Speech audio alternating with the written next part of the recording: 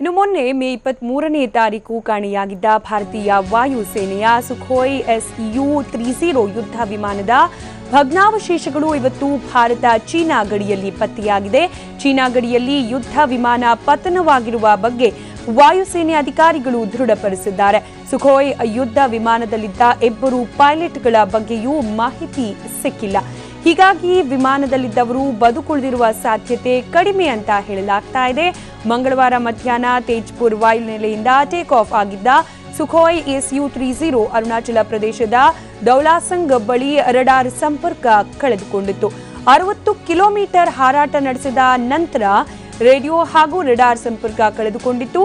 ಈಗ ಅಸ್ಸಾಂನ ತೇಜ್ಪುರ್ ಅರಣ್ಯ ಪ್ರದೇಶದಲ್ಲಿ ಸುಖೋಯ್ ಅವಶೇಷಗಳು ಪತ್ತೆಯಾಗಿದೆ.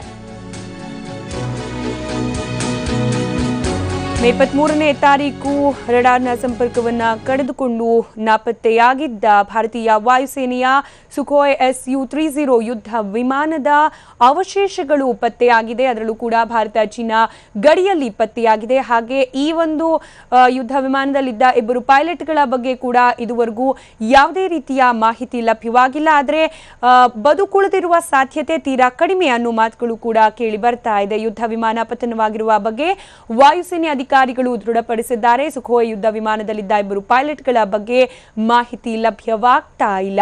ಇನ್ನು ಮಂಗಳವಾರ ಮಧ್ಯಾಹ್ನ ತೇಜ್ಪುರ್ ವಾಯುನೆಲೆಯಿಂದ ಈ ಒಂದು ಯುದ್ಧ ವಿಮಾನ ಟೇಕ್ ಆಫ್ ಆಗಿತ್ತು. ಅರುಣಾಚಲ ಪ್ರದೇಶದ ದೌಲಾಸಂಗ್ ಬಳಿ ರಡಾರ್ ಸಂಪರ್ಕ ಕಳೆದುಕೊಂಡಿತ್ತು. 60 ಕಿಲೋಮೀಟರ್ ಹಾರಾಟ ನಡೆಸಿದ ಬಳಿಕ ರೇಡಿಯೋ ಹಾಗೆ ರಡಾರ್ ಸಂಪರ್ಕ ಎರಡನ್ನೂ ಕೂಡ ಕಳೆದುಕೊಂಡಿತ್ತು.